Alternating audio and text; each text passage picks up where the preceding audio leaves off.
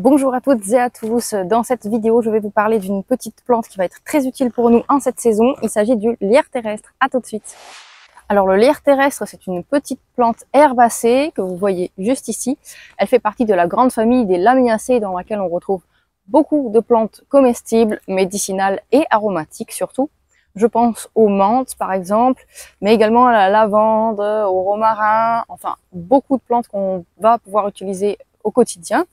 Et donc ce lierre terrestre, on le rencontre plus particulièrement dans les milieux forestiers, comme ici aujourd'hui. Il va pousser dans les lieux frais, ombragés, au pied des arbres, parfois aussi au pied des haies ou des murs, donc ça reste des endroits qui sont relativement frais. Alors maintenant, comment faire pour le reconnaître, ce lierre terrestre, hein? Donc c'est la petite plante que vous voyez juste ici. Alors pourquoi lierre terrestre, hein? Déjà tout simplement pour commencer. Donc là, voilà une feuille typique de lierre terrestre. Et là, donc, pour vous montrer un peu, si je lui pique hop, un petit bout comme ça, je déracine un peu la plante, mais bon, c'est pas méchant, je vais la remettre après.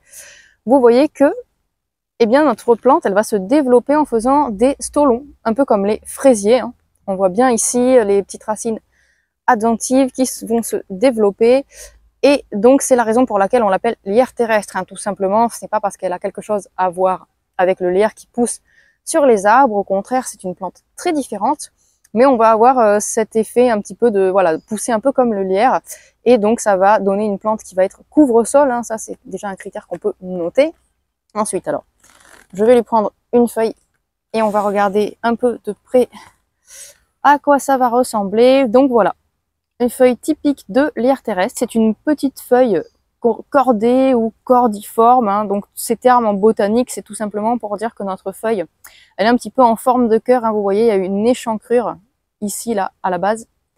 On va avoir des bords qui sont nettement crénelés, ça on le voit bien, des nervures très apparentes, saillantes, et aussi pas mal de petits poils.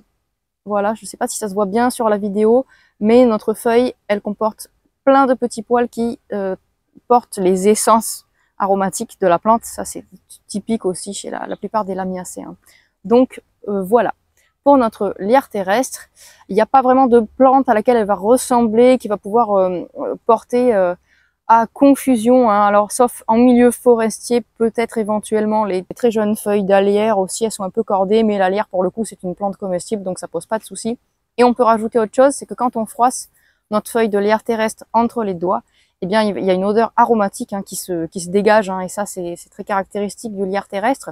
On va avoir une odeur qui va être un petit peu entre les agrumes, le citron et la menthe, assez fraîche.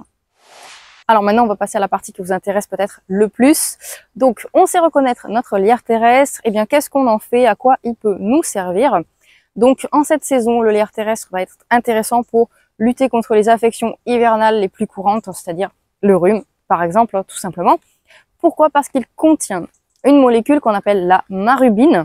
Et cette substance, elle lui confère des propriétés à la fois fluidifiantes sur le mucus du corps et expectorantes.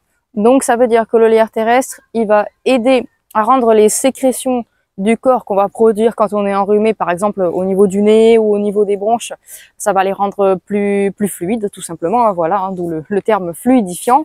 Pas chercher plus loin, et ça va aider également à les éliminer plus facilement, à expectorer, donc d'où le terme expectorant. Donc ça, c'est quelque chose qu'on va pouvoir mettre à profit en utilisant le lierre terrestre en infusion par exemple.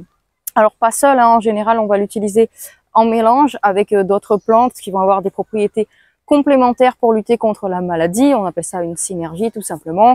En cas de rhume, affection, en général, ce sont des virus, donc on va pouvoir mélanger par exemple notre lierre terrestre avec du thym qui va avoir des propriétés antiseptiques, ou pourquoi pas des bourgeons de pin, de sapin qui vont être utiles également pour dégager toute la sphère respiratoire, et puis peut-être du sureau tout simplement pour aider le corps également à éliminer. Enfin, on peut faire pas mal de mélanges.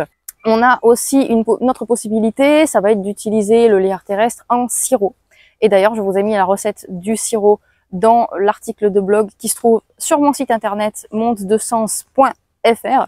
C'est une recette qui est tirée d'un livre de Claudine Lu qui fonctionne très très bien pour l'avoir essayé. Donc n'hésitez pas. Voilà pour cette vidéo sur le lierre terrestre. J'espère qu'elle aura été instructive et qu'elle vous a plu. N'hésitez pas à vous abonner aux réseaux sociaux et à la newsletter pour en apprendre davantage sur les plantes sauvages comestibles et médicinales et leurs usages. Et je vous dis à bientôt pour une prochaine vidéo.